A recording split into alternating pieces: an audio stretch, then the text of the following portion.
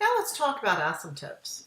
We're going to talk about three different types of asymptotes: horizontal asymptotes, vertical asymptotes, and oblique asymptotes.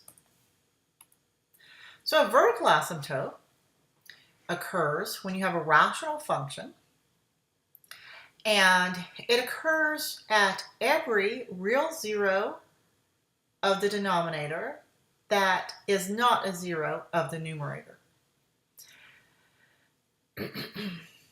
So if you have a non-removable discontinuity at x equal to a, then the function will have a vertical asymptote at x equal to a. Now you do need to check to make sure that the term is not also in the numerator, because if it is, then you don't have a vertical asymptote, you have a hole. So for vertical asymptotes, check the denominator.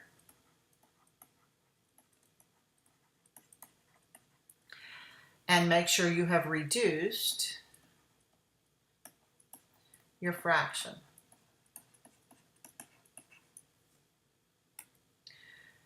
Now, horizontal asymptotes are the behavior as x gets very large and very small.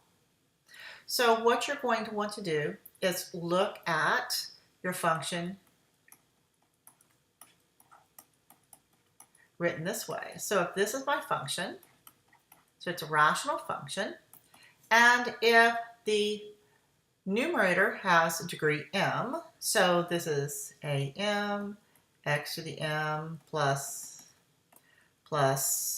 a1 x plus a naught, and the denominator has degree n, so that's b m x to the n, n, plus b1x plus b naught. All right. To find horizontal asymptotes, what you need to do is just look at the leading terms. All right. So I'm going to look at a sub m divided by b sub n. Okay. Now, if the power of the numerator is greater than the power of the denominator, you're going to have no horizontal asymptotes. And you're not, because it's going to shoot off toward positive or negative infinity. If the power of m is less than the power of n, then you do have a horizontal asymptote, and that's equal to y equals 0. Now think about this. The function f of x is 1 over x, has a horizontal asymptote of y equals 0, because as x gets very large, this term goes to 0. Now where it really gets fun is when m is equal to n.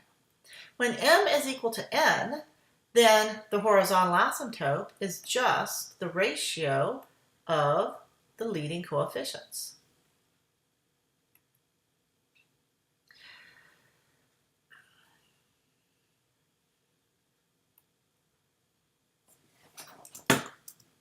Now let's talk about oblique asymptotes. These are asymptotes that are neither horizontal and they're not vertical. They're lines. And they occur only in rational functions where the degree of the numerator is 1 greater than the degree of the denominator. To find them, you do long division to find the equation of the line. And we'll do one here in a minute. So let's look at the asymptotes. The first thing you always want to do is to look for your vertical asymptotes. So this is already simplified. So I will have vertical asymptotes at every point where the denominator is 0. So at x equals 2 and x equals 3. I'll have vertical asymptotes. Horizontal asymptotes, let's see. The power of my numerator is just x to the first power, while the power of my denominator is x squared. So the horizontal asymptote is y equals 0, since the power of the numerator is less than the power of the denominator. This has no oblique asymptotes, because the power of the numerator is less than the power of the denominator. Now for this function, I can go ahead and simplify. I'm going to have a hole at x equals to -3.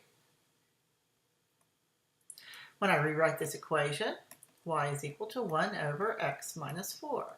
These two graphs will agree at every point except at x equals -3, where you'll have a hole. Now this function has a vertical asymptote at x equals 4, and a horizontal asymptote at y equals 0, and no oblique asymptotes.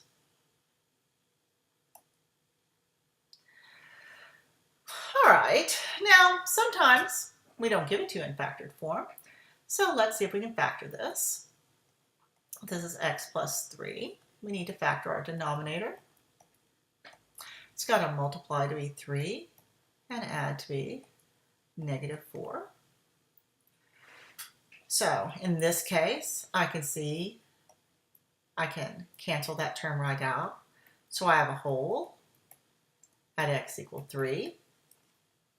When I rewrite this, I see I have a vertical asymptote at x equal to 1, and I have a horizontal asymptote of y equals 0, and no oblique asymptotes. Now let's look at this function right here. I can't factor the denominator, and so I have no vertical asymptotes.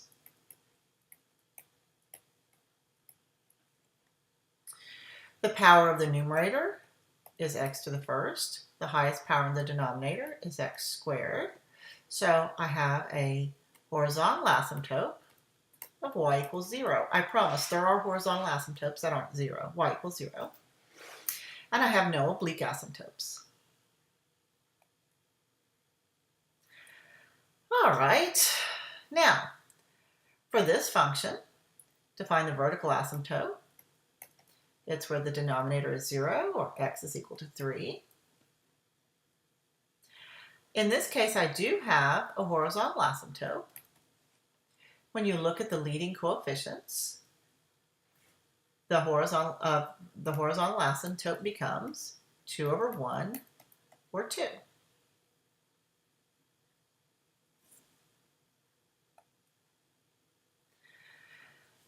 Now, let's look at this one right here, and let's go in and factor my denominator. All right, you're going to have a vertical asymptote at x equal to 5/2. Yes, you could have just said 2x minus 5 is 0.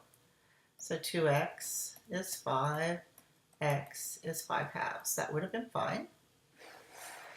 You have no horizontal asymptote because the power of the numerator is greater than the power of the denominator.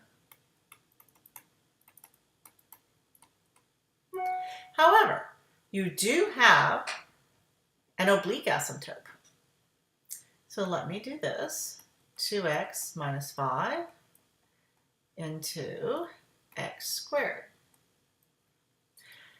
2x goes into x squared. 1/2 x times.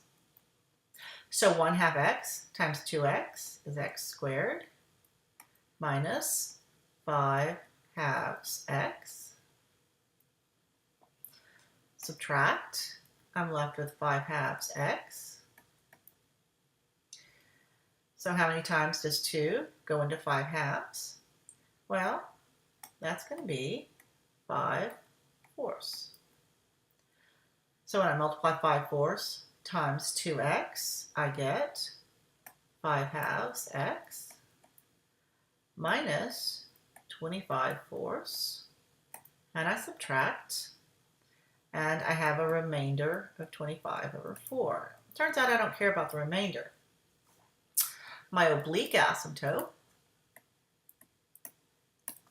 is y equals 1/2 x plus 5/4.